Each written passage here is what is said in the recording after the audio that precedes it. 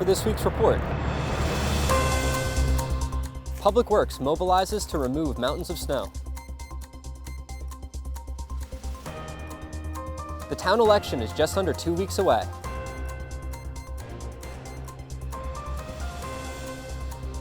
The Hike Exeter Challenge is underway. And the Select Board receives updates on community power rate increases. For Exeter TV, I'm Dan Monchek, and this is the Exeter Biweekly Report. Let's get started.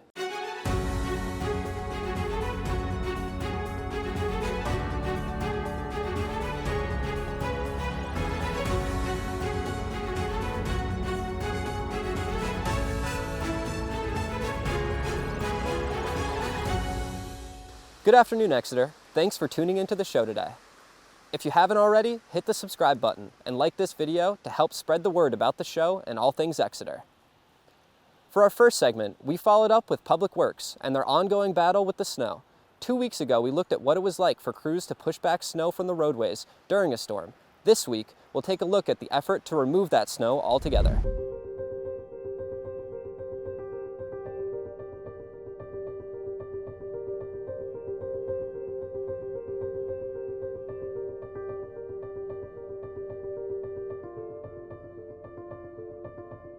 Public Works staff convened in the meeting room after a tough wintry weekend hit.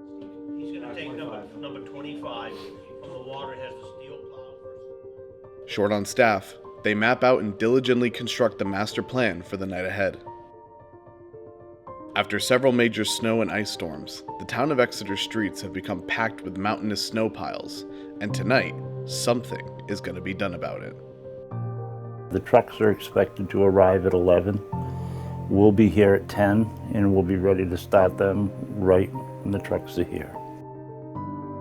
Inside the bay next door sits the ace in the hole of this operation, an LM220 loader-mounted snowblower, a beast of a machine, 110 inches in width and 139 inches in height.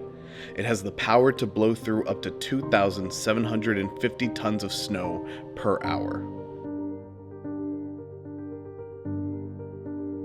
Sit center, jump across the street, come back around, right through town.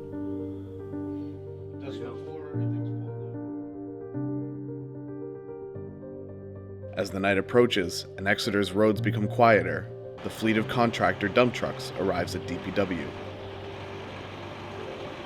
We have, I think, 6 guys on tonight. We'll be running a snowblower, a loader, 2 plow trucks to clean up and move snow out for them, and a backhoe, and that's it. But it's not just Public Works employees on tonight's operation. The town hires an army of contractors to haul away the snow. The town doesn't own trucks big enough for that, so we contract out. Mark and the fleet of 10 dump trucks make their final preparations before the long night begins.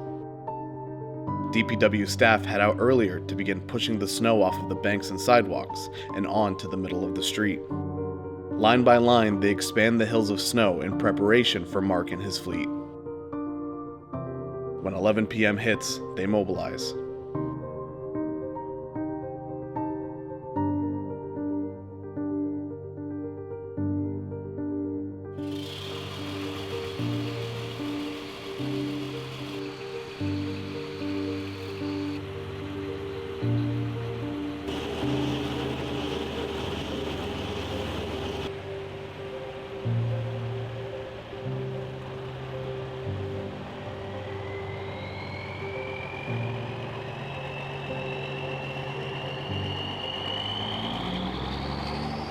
My goal is to get everything we need to get done tonight.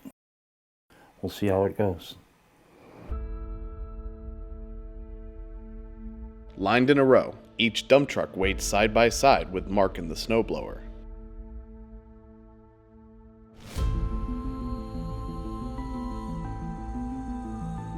As they approach the rows of snow left behind by the front-end loaders, the plow swallows up all of the snow, foot by foot, and ejects it into the nearest available dump truck.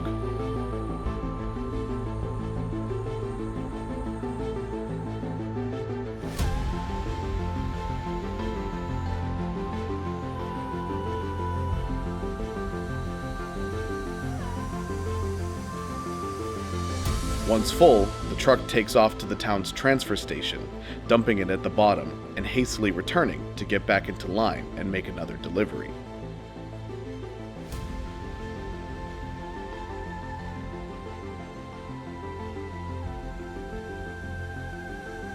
The process continues like this until 7 in the morning.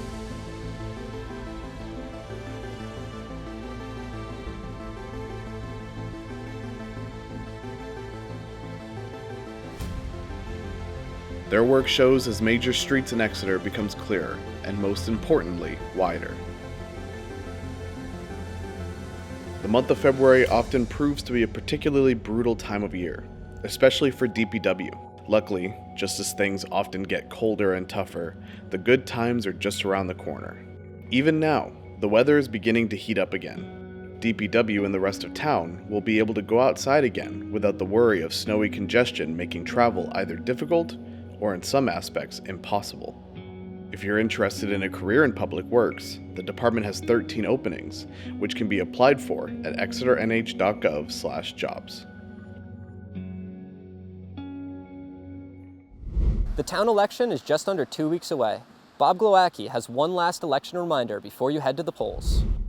The town election is just under 2 weeks away on Tuesday, March 11th, 2025. If you missed recent select board meetings or the Budget Recommendations Committee meetings on Exeter TV, you can find all the information you need about the various warrant articles and proposed town budget on the town website, exeternh.gov.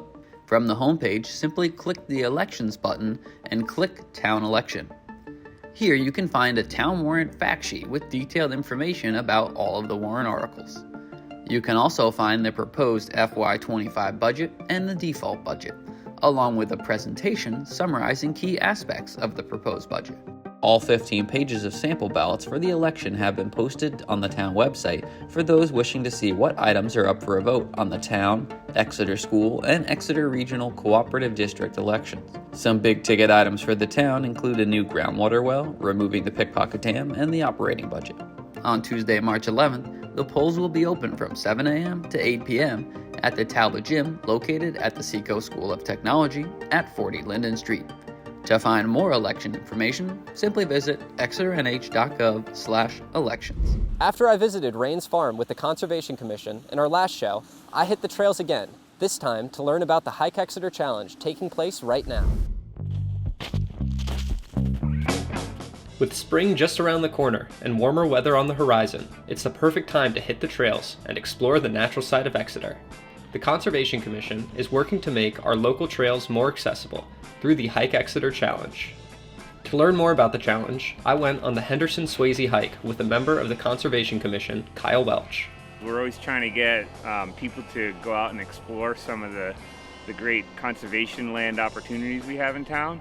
I do a lot of hiking up in the White Mountains, and they have this thing where if you hike all 48 of the 4,000-foot peaks in the White Mountains, you get an AMC patch, and it's a really popular program.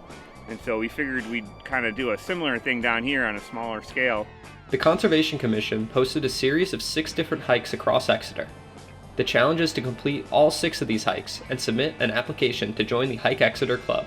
Upon completion, you will receive a Hike Exeter sticker as a trophy for the hard work you put in on the trails. The Conservation Commission has made attempts in the past to get people hiking in Exeter, but this one seems to be catching on. We'd post the map and we'd describe the hike, and then we'd come back the next day after we did it, and you could just see all the footprints in the snow, that there was actually a ton of people that had gone out and done it. There's been a lot of people that have gone out and done the hikes and then either said, oh, I had no idea this property was even here. For more information about the challenge and to find all 6 of the hikes, head over to exeternh.gov/cc/HikeExeterChallenge and be sure to check out the Hike Exeter Facebook group. There's no time limit to this challenge, so finish at your own pace. It's time to get hiking. And for our last segment, the Select Board met on February 18th to hear updates on community power rates and an update from Principal William Rawson on projects happening at Phillips Exeter Academy. We recap the agenda in this short video from our Meeting Minutes series.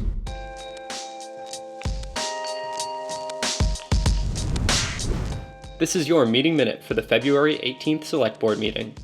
The first discussion item on the agenda was an update on the Exeter Community Power Electric rates, presented by Cliff Sinnott, an Energy Committee member.